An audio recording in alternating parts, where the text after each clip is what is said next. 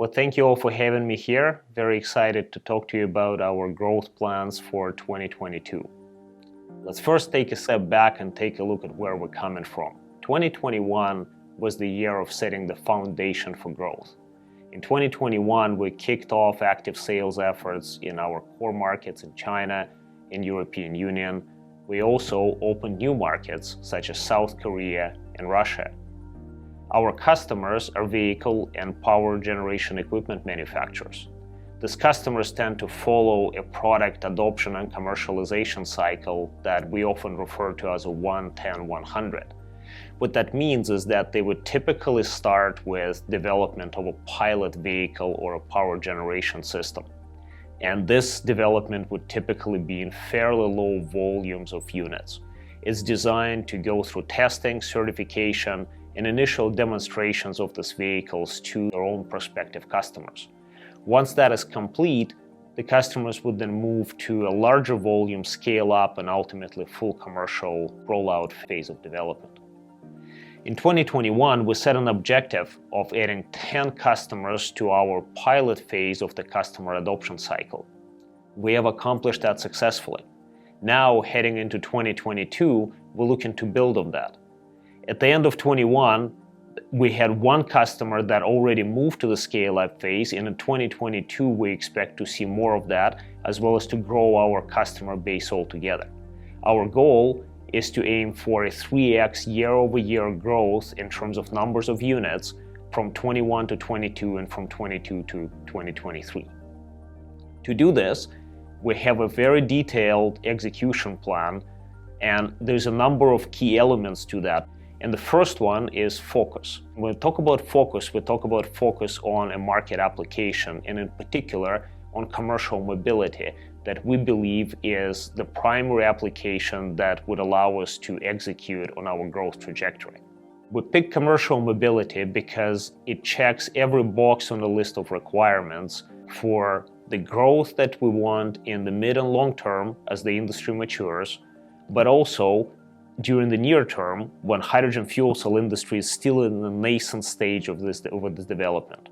Commercial mobility has a large number of OEMs with electrified platforms. Now, what that means is that it gives us a large customer audience and a relatively low technical barrier to entry. In commercial mobility, most vehicles operate in the fleets that come back to base at the end of the working day. What that means is it creates a strong business case for hydrogen and creates a low dependence on hydrogen fueling infrastructure availability. Commercial mobility is a market that is already over $1 billion in terms of total addressable market size, and it will get bigger.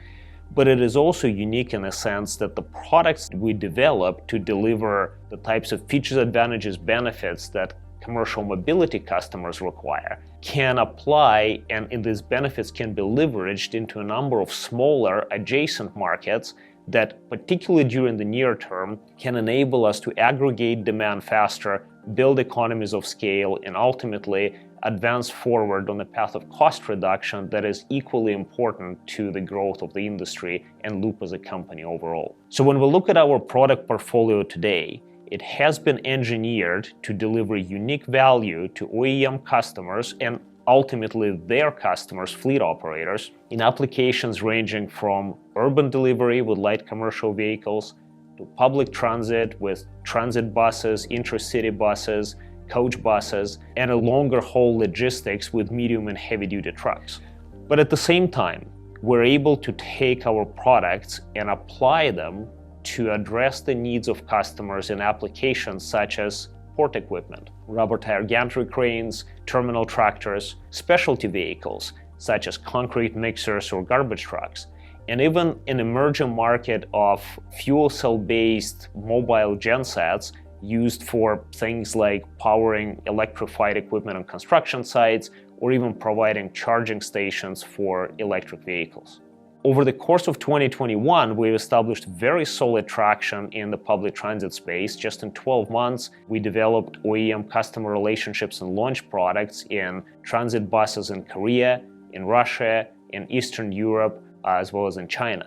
We're also gaining significant traction with the truck manufacturing OEMs, but at the same time, our product portfolio has positioned us to deliver benefits and gain the trust and acceptance with the customers in port equipment, mobile gensets, and specialty vehicles.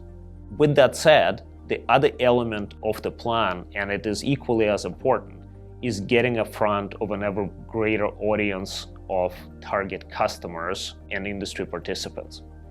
In 2021, we laid the foundation by establishing critical relationships with early adopter customers that are now taking on a mission and delivering the story of the benefits of Loop products to their respective industries. But we need to grow this audience and we need to magnify this message. Last year, we presented in 3 different trade shows in front of roughly 20,000 people on a cumulative basis. This year, we will increase the size of this audience by more than 20-fold, and you're going to see Loop products presented in close to 20 different trade show and conference events. It's with this greater exposure to the target audience, with continuous delivery of benefits of superior products, and the support of the customers in the key markets that we expect to execute on our aggressive growth trajectory. Thank you very much, and looking forward to updating you on how we do through 2022 as it rolls along.